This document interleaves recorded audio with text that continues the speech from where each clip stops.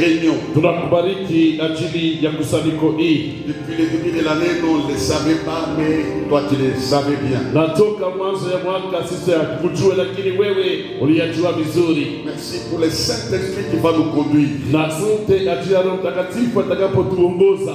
J'aimerais parler de ta part. Napendelea kusemea kutokea kwako. Donne-moi ce que je dois dire. Na unipatie ile napasha sema.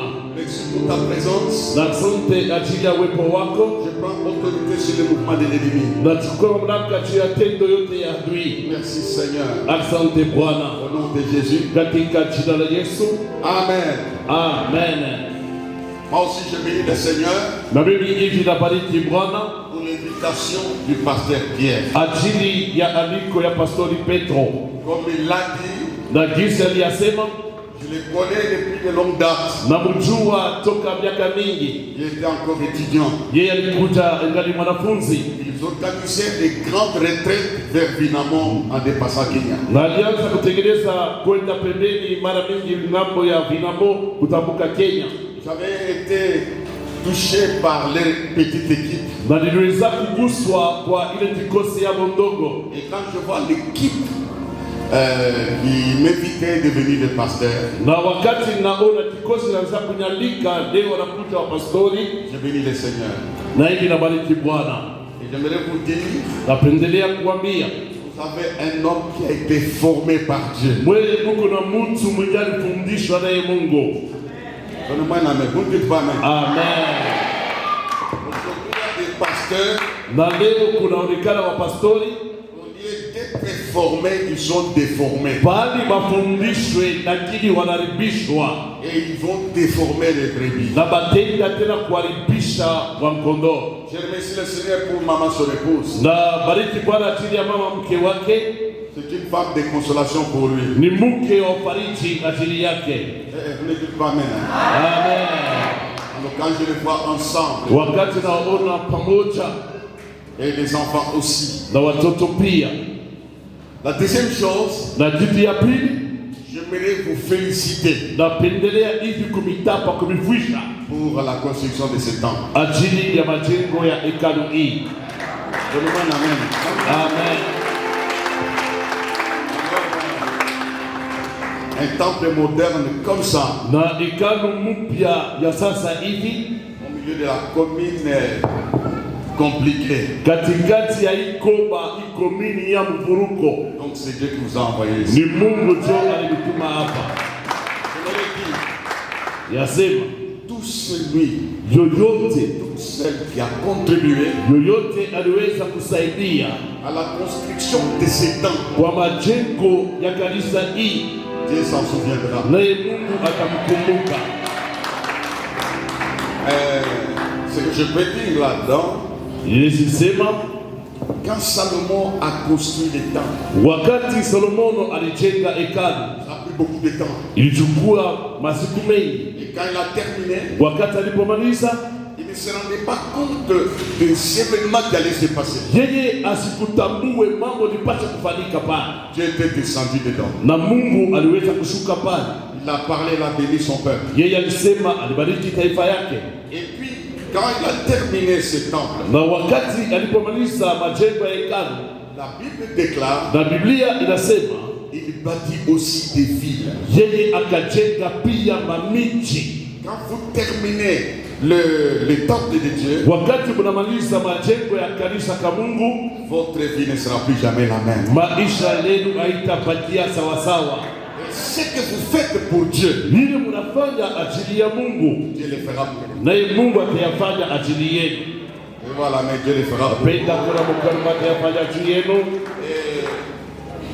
Permettez-moi de dire, Mniruhusu tena niseme, vous qui avez contribué, lile mliweza kusaidia, allez bâtir aussi votre œuvre. Mwende mjenge pia makazi yenu. Prospérer dans les affaires. Muendelee katika biashara. Vous avez créé la maison de Dieu. Mulijenga nyumba la Mungu. Que vos œuvres prospèrent. Na makazi yenu ipate kuendelea. Est-ce qu'on peut acclamer le Seigneur? Tunaweza asaidia Bwana.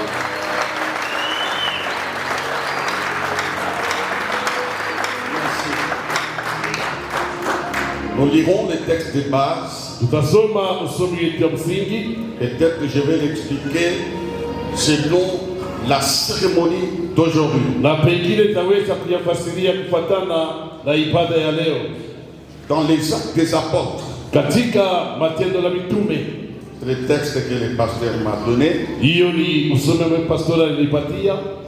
Le verset, chapitre 26, Kwa sura yake 26 et le verset 18. na mstari wake wa 18.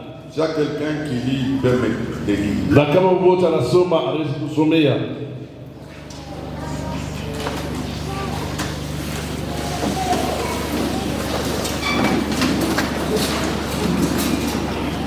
Oui.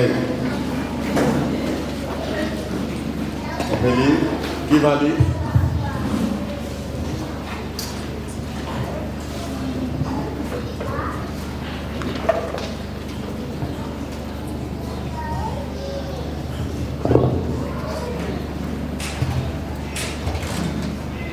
Nous sommes dans Actes des Apôtres, chapitre 26 et verset 18. Nous lisons tel qu'il est écrit.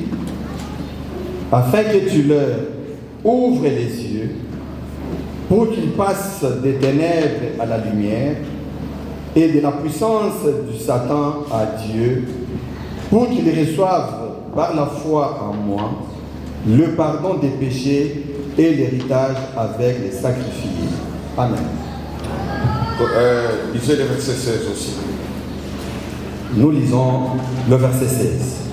Mais lève-toi et tiens-toi sur tes pieds, car je te suis apparu pour t'établir ministre et témoin des choses que tu as vues et de celles pour lesquelles je t'apparaîtrai. Amen. Amen. Le deuxième passage, je vais le donner après. Usomi ya pili tayaleta baadaye. Nous voyons ici Dieu qui parle à un être humain.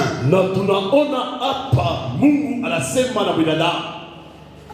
Si vous continuez avec la lecture, il y a une mention Na kama mnaendelea na usomi, kuna maandiko moja qui m'a toujours plu.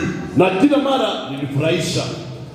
Il dit, tu es un instrument que j'ai choisi Inasemwa wewe ni chombo ambayo ni chakula pour porter mon nom aux nations. ajili ya kupeleka jina langu kwa mataifa. Et la suite, que tu ouvres les yeux Na inafuata anasema upate kufungua macho, et qu'il passe des ténèbres à la lumière. watoke kutambuka toka giza kwenda kwa nuru. J'aimerais souligner un élément important, Napenda pia kistari nukta moja kawaida, parfois qui n'est pas mentionné clairement ici. na pengine aiandikiwe wasiwazi hapa. J'aimerais vous parler du choix. Napendelea kulisemea ajili ya kuchakula. C'est une grâce Ni neema d'être choisi par Dieu. ya kuchakuliwa naye Mungu. C'est un privilège Leo ni faida d'être au service du Seigneur. ya kuwa kazi nake Bwana.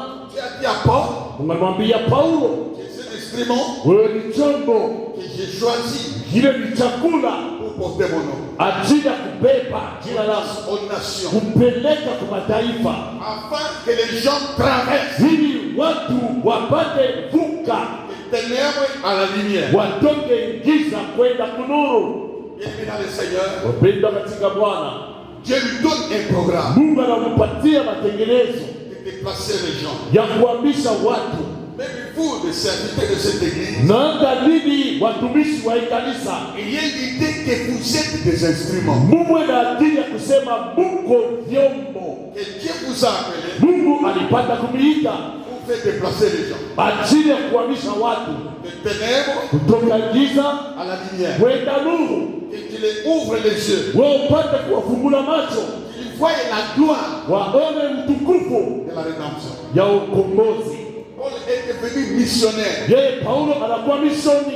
Quand Dieu appelle quelqu'un, Wakati Mungu anaita mmoja, il le prend en charge. anambeba kwa madaraka zake. Quand Dieu appelle quelqu'un, Mungu akiita mtu, c'est homme est doté de capacités. Huyu mtu anavikwa na mawezaji. Il n'a jamais appelé quelqu'un de laisser en coup de Mungu ashaitaka mtu kumwacha katika njia. Je voudrais vous dire, Napendelea kuambia les jours qui viennent, siku ijayo, les années qui arrivent, hii miaka inafika, vous verrez les fruits de votre choix. mtaona matunda ya kuchaguliwa kwenu. Quand Dieu t'appelle, Wakati Mungu anakuita, les hommes diront, watu watasema tu avais raison de l'appeler. Mungu alikuwa na sheria kumuita.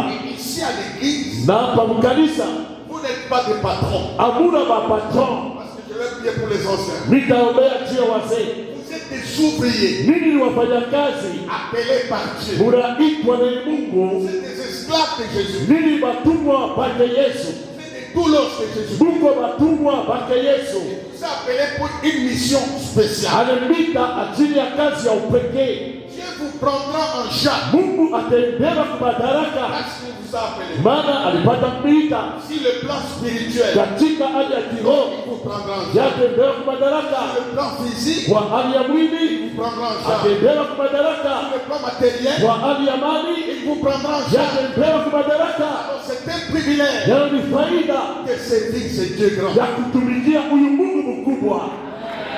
On part avec le Seigneur. Naweza shangilia Bwana.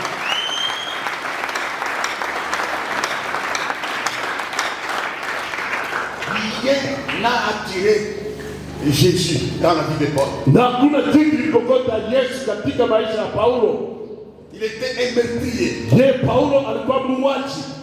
C'est quelqu'un qui n'avait pas une vie propre. Ni mtu asikuwa na maisha ya safi, Mais Dieu l'appelle lakini Mungu anamuita au milieu de son père. katikati ya taifa yake. Pourquoi il va dire souvent, Kwa hiyo nifikia kila mara je tombe face contre terre. naanguka uso chini, Je commence à le louer naanza kumsifu, parce qu'il m'a appelé. maana alipata kuniita, Il m'a choisi. maana nilimchagua.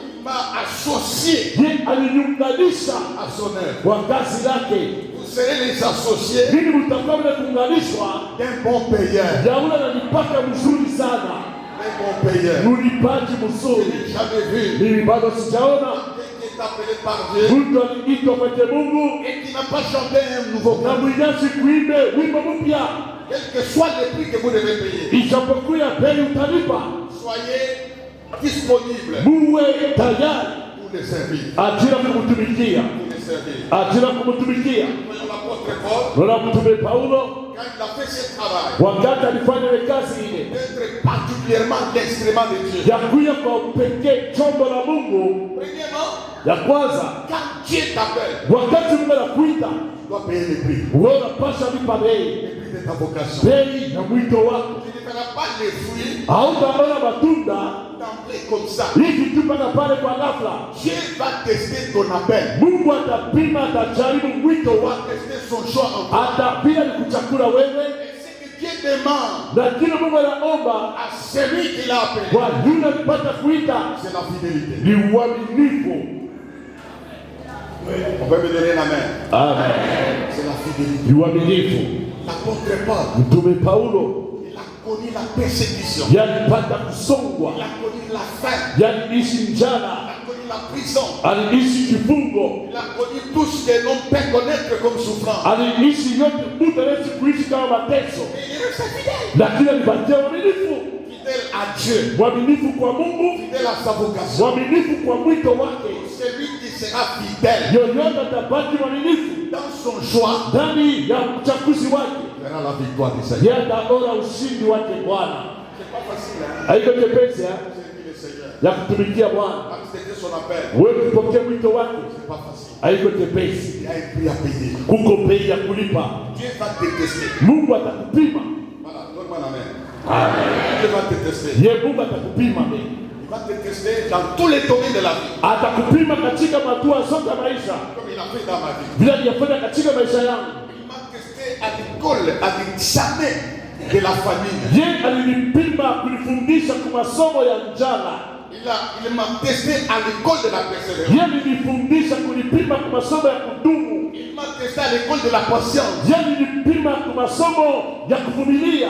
Quand Dieu te choisit, Ye Mungu akikuchagule, tu passera par une voie d'incompréhensible. Watapita katika njia yenye auelewe maneno. Et quand tu seras fidèle Na wakati utabaki mwaminifu dans ta vocation, ndani ya wito wako, Dieu va se lever le dernier Mungu atasimama mwisho pour te confirmer. ajili ya kuhakikisha Celui-ci, ya kama huyu c'est mon serviteur. ni mtumishi wangu, C'est mon serviteur. ni mtumishi wangu.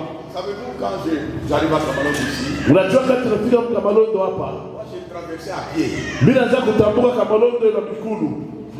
Là où j'habite à la Kenya, Natoka mimi naanza kukalaka Mkenya, je traverse ici natambuka Kamalondo avec de babouches. na mapapa kwa Mikulu. Parce que j'étais responsable de la chorale, je viens. Nilikuwa msumishi wa kwaya kuvienze kwa. Et puis j'ai prié Dieu. Nilianza kuomba Mungu. Des fois j'avais qu'un seul pantalon. Wakati nilikuwa na pantalon moja, Je lavais les habits samedi. nasafisha mavazi usiku ya posho, Je les restais la nuit. nilikamuna tena usiku, Je les dépassais dimanche matin. nilikoma tena Jumapili asubuhi Vers 4 heures. kwa saa 4 Je mettais na ikaa na Bwana, et j'allais au ministère. mimi nenda kumtumishi ukazi. Dieu a vu tout ça. Mungu aliona yote ile. Je passais ici. Nianza kupitaka hapa. Où était Dieu? Mungu alikuya wapi? Il était toujours là. Ye Mungu alikuya Il m'a formé.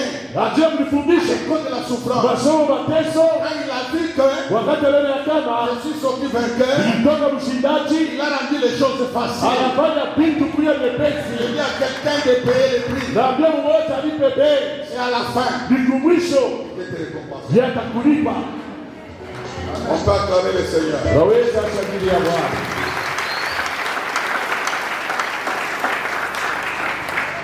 Le verset 17 dit, j'étais choisi du milieu de ce peuple, Mstari wa 17 inasema nilikuchagua katikati ya taifa hii de païens avec qui j'étais en foi. kwa kuwapagana na kutuma. Ça c'est formidable. Hiyo ni masajabu. Dieu les trie au milieu des païens. Mungu anamchagua katikati ya mapagano. Il appelle